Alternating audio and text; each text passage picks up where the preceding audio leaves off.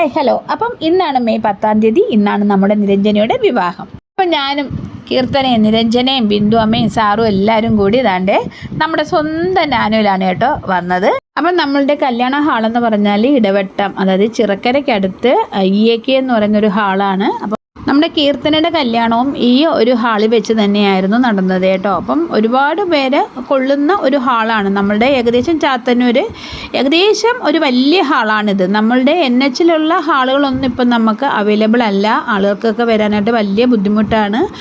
അപ്പം അങ്ങനെ നമ്മൾ നോക്കിയെടുത്ത ഒരു ഹാളാണ് ഈ ഒരു ഹാള്. അപ്പം നമ്മൾ ചാത്തന്നൂർ വരുന്നവർക്ക് വേണ്ടി നമ്മൾ ചാത്തന്നൂരിൽ നിന്ന് നമ്മുടെ ഈ ഹാളിലേക്ക് ഒരു ചെറിയ വണ്ടി, ഒരു ബസ്, മിനി ബസ് നമ്മൾ ഇട്ടിട്ടുണ്ടായിരുന്നു. നമ്മുടെ ന്യൂ പ്രിൻസ് ഡ്രൈവിംഗ് സ്കൂളിൻ്റെ സുലീഷിൻ്റെ ഉടമസ്ഥതയിലുള്ള ഒരു ബസ്സാണ് നമ്മൾ ഇട്ടിട്ടുണ്ടായിരുന്നത്. കഴിഞ്ഞ പ്രാവശ്യം നമ്മൾ കീർത്തനയുടെ സമയത്തും സുലീഷ് ഇതുപോലെ ഒരു ബസ് നമുക്ക് വേണ്ടി അറേഞ്ച് ചെയ്ത് തന്നിട്ടുണ്ട്. അപ്പം അത് ചാത്തന്നൂർ വന്നിറങ്ങുന്നവർക്ക് ഈ ഹാളിലേക്ക് വരാനും കല്യാണം കഴിഞ്ഞ് അതുപോലെ നമുക്ക് തിരിച്ച് അവരെ ഹാളിൽ നിന്ന് ചാത്തന്നൂർ എത്തിക്കാനും നമുക്കത് ഉപയോഗപ്പെട്ടു കേട്ടോ. അപ്പം നമ്മുടെ കല്യാണം എന്ന് പറയുന്നത് സ്പെഷ്യൽ മാരേജ് ആക്ട് പ്രകാരമുള്ള കല്യാണമാണ്.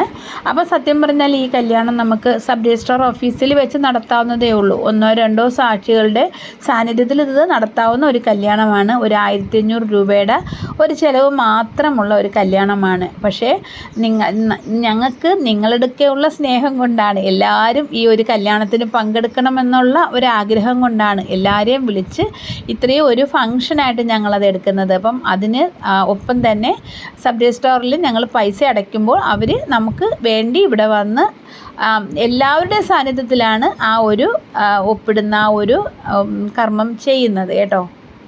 അങ്ങനെ ഇത് സ്വീകരണ സമയമാണ്. നമ്മുടെ കീർത്തനയും ശരത്തും ഹനയും കൂടിയാണ് കേട്ടോ പയ്യനെ സ്വീകരിച്ചത്. അപ്പം സ്വീകരിച്ച് അകത്തേക്ക് അവർ ഹാളിലേക്ക് വന്നിട്ട് അവർ സ്റ്റേജിലേക്ക് വന്നു. ആ ഒരു സമയമാണ് കേട്ടോ ഇത്. പിന്നെ നല്ല തിരക്കായിരുന്നു. അപ്പം നല്ല തിരക്കായിരുന്നു എന്ന് പറയുമ്പം ഇത് ചെറിയ ഹാളായി പോയെന്നൊക്കെ എല്ലാവരും ഒക്കെ 1-2 പേരൊക്കെ പറഞ്ഞു. എൻ്റെ കൂടെ തന്നെയും പറഞ്ഞിട്ടുണ്ട്. 1-2 പേര് പറഞ്ഞു, നിങ്ങൾക്ക് ഇത്രയും ആളുണ്ടായിട്ട് നിങ്ങൾ ഒരു വലിയ ഹാള് ബുക്ക് ചെയ്തിട്ടുണ്ടായിരുന്നോ എന്ന് ചോദിച്ചു. പക്ഷേ ഇതിനകത്ത് ഏകദേശം 1500 പേരോളം ഇതിനകത്ത് തന്നെ തങ്ങും. ഇതിനകത്ത് തന്നെ നമുക്ക് ഉൾക്കൊള്ളിക്കാൻ സാധിക്കും. പക്ഷേ ഇതിനപ്പുറം വലിയ ഹാളുകൾ ഇല്ല എന്ന് തന്നെ പറയാം. ഓക്കെ. പിന്നെ അടുത്തതെന്ന് പറഞ്ഞാൽ നിങ്ങൾ വന്നതെന്ന് പറഞ്ഞാൽ ഇത്രയും പേര് വന്നത് ഞങ്ങൾക്ക് ഭയങ്കര സന്തോഷമാണ്. കാരണം ഞങ്ങൾ വിളിച്ച എല്ലാവരും വന്നു എന്ന് തന്നെയാണ് ഞാൻ വിശ്വസിക്കുന്നത്. നമ്മൾ ഓരോ വീട്ടിലും പോയി ഓരോരുത്തരെയായിട്ട് അവരെ കുടുംബത്തോടെയാണ് ഞങ്ങൾ വിളിച്ചത്. അപ്പം ഒരുപാട് പേരും ഏകദേശം 3/4 ഭാഗത്തോളം പേരും അങ്ങനെ തന്നെയാണ് വന്നത്. കുടുംബത്തിലെ എല്ലാവരും ഇന്ന ആൾ വന്നിട്ടുണ്ട് കേട്ടോ, ആരതി ഇന്ന ആൾ വന്നിട്ടുണ്ടെന്ന് പറയുന്നത് കേൾക്കുമ്പോൾ ഞങ്ങൾക്ക് ഭയങ്കര സന്തോഷമാണ് കേട്ടോ. അപ്പം തന്നെ ഏകദേശം സമയമൊക്കെ ആവാറായിട്ടുണ്ട്. അപ്പോൾ എല്ലാവരും ആ ഒരു നിമിഷത്തിന് വേണ്ടി കാത്തിരിക്കുകയാണ്. അപ്പം ആദ്യത്തെ ഒരു ചടങ്ങെന്ന് പറഞ്ഞാൽ, ആദ്യത്തെ ഒരു പ്രൊസീജിയർ എന്ന് പറഞ്ഞാൽ സബ് രജിസ്ട്രാർ ഓഫീസർ എല്ലാം എഴുതി അവരെ കൊണ്ട് വായിപ്പിച്ചിട്ട് ഒപ്പിടിപ്പിക്കുക കേട്ടോ. അപ്പം അതാണ് ആ ഒരു ചടങ്ങ് ഇങ്ങനെ നടക്കാൻ പോവുകയാണ് കേട്ടോ.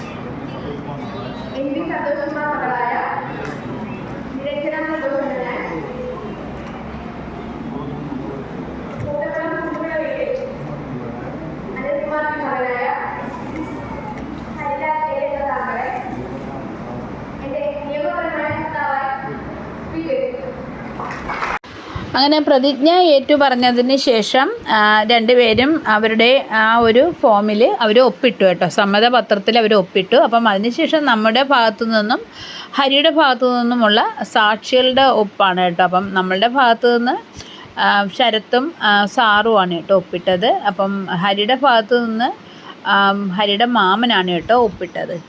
അപ്പോൾ അതിനുശേഷം രണ്ടുപേരും അന്യോന്യം മോതിരം കൈമാറി. അപ്പം അതിനുശേഷം പൂമാലയും അങ്ങോട്ടും ഇങ്ങോട്ടും ഹാരാർപ്പണവും നടത്തി കേട്ടോ.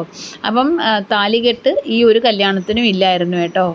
അങ്ങനെ വളരെ സിമ്പിളായിട്ട് എന്നാൽ എലഗൻ്റായിട്ടുള്ളൊരു കല്യാണം താണ്ട് ഇവിടെ കഴിഞ്ഞു കേട്ടോ. അവന് കല്യാണം എല്ലാം കഴിഞ്ഞ് അവർ സന്തോഷമായിട്ട് നിന്നും കുറേ ഫോട്ടോയൊക്കെ എടുത്ത്, ഒരുപാട് പേര് നിന്ന് ഫോട്ടോയൊക്കെ എടുത്ത് അതും ഒരു സൈഡിൽ നടക്കുകയാണ്. അപ്പം ഇപ്പോഴത്തെ കല്യാണങ്ങളൊക്കെ കളറാവണമെങ്കിൽ ഒരു ഡാൻസ് അത്യാവശ്യമാണ്. പക്ഷേ ഞങ്ങൾക്കതില്ലാതായിപ്പോയി കേട്ടോ. ഞങ്ങളുടെ ഒരു ഫംഗ്ഷനും ഡാൻസ് ഇല്ലായിരുന്നു കേട്ടോ. അപ്പം അത് ഞങ്ങൾക്കൊരു വിഷമമൊക്കെ ആയിരുന്നു. ഓക്കെ, അപ്പം നിരഞ്ജനയ്ക്ക് പ്രത്യേകിച്ച് വിഷമമായിരുന്നു. പക്ഷേ ആ വിഷമം തീർക്കാനായിട്ട് ഞങ്ങളുടെ ചേർത്തലയിലെ 4 ചുണക്കുട്ടികൾ, അതായത് നമ്മുടെ ശരത്തിൻ്റെ 4 അനിയത്തിമാർ വന്ന് അടിപൊളി ഒരു ഡാൻസ് എല്ലാവർക്കുമായിട്ട് കാഴ്ചവെച്ചു കേട്ടോ.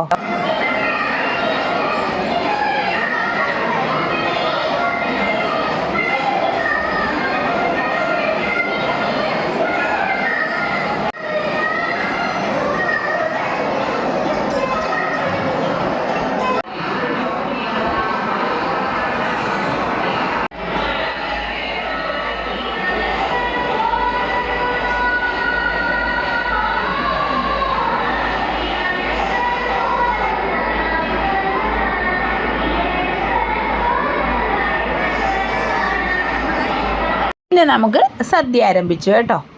അപ്പം ആൾ കുറച്ചധികമായിരുന്നു എങ്കിലും എല്ലാം ഞങ്ങൾക്ക് അധികം തന്നെ വന്നു കേട്ടോ സദ്യയ്ക്ക്. അപ്പോൾ സദ്യയുടെ കൂടെ ഞങ്ങളൊരു ചെറിയ ഗിഫ്റ്റ്, ഒരു സ്വീറ്റ്സിൻ്റെ ഒരു ഗിഫ്റ്റ് കൂടെ കൊടുത്തിട്ടുണ്ടായിരുന്നു. അപ്പം അതും എല്ലാവർക്കും ഇഷ്ടമായിരുന്നു എന്ന് പറഞ്ഞിട്ടുണ്ട്. അപ്പം അതൊക്കെ ഞങ്ങളുടെ ഒരു ചെറിയ ചെറിയ പ്രസൻറ്റാണ്. നിങ്ങൾ ഞങ്ങൾക്ക് വേണ്ടി ഇത്രയും കഷ്ടപ്പെട്ട് വന്നതിന് ഞങ്ങളുടെ ഒരു ചെറിയ ഉപഹാരമാണത് കേട്ടോ. കുറച്ച് പേരെങ്കിലും നാരങ്ങ മുട്ടായി നുണയുന്ന സമയത്ത് ഞങ്ങളെ ഓർമ്മിക്കുമല്ലോ. ഓക്കെ, അങ്ങനെ ഞങ്ങളുടെ വീട്ടിലെ ഏറ്റവും ചെറിയ കുട്ടി ദാണ്ടേ കല്യാണവും കഴിച്ച് ദാണ്ട് ഒരു കാറിൽ കയറി ടാറ്റ ബൈ ബൈ ഓക്കെ സിയും പറഞ്ഞ് ദാണ്ടേ പോകുന്നു. പണ്ടേ ഞങ്ങൾക്ക് പെൺകുട്ടികളെ ആയിരുന്നു ഇഷ്ടം. കീർത്തന ഉണ്ടാവുന്നതിന് മുമ്പേ കീർത്തന എന്ന് പേരിട്ട ഒരാളാണ് ഞങ്ങൾ പേരൻസ്. അപ്പം നിരഞ്ജന വരുന്നതിന് മുമ്പേ നിരഞ്ജന എന്ന് പേരിട്ടവരാണ് നമ്മൾ. അപ്പം അത്രയ്ക്കും പെൺകുട്ടികളെ ഭയങ്കര ഇഷ്ടമായിരുന്നു. പക്ഷേ പെൺകുട്ടികളിങ്ങനെ കല്യാണം കഴിഞ്ഞിങ്ങനെ പോകുമ്പോൾ ഒരു വിഷമമാണ്. നമ്മുടെയൊക്കെ വീട് ഉറങ്ങുന്ന പോലെ തോന്നും. പിന്നെ ആകെ ഒരു സമാധാനം എന്ന് പറഞ്ഞാൽ നാഴിക്ക് 40 വരും കേട്ടോ.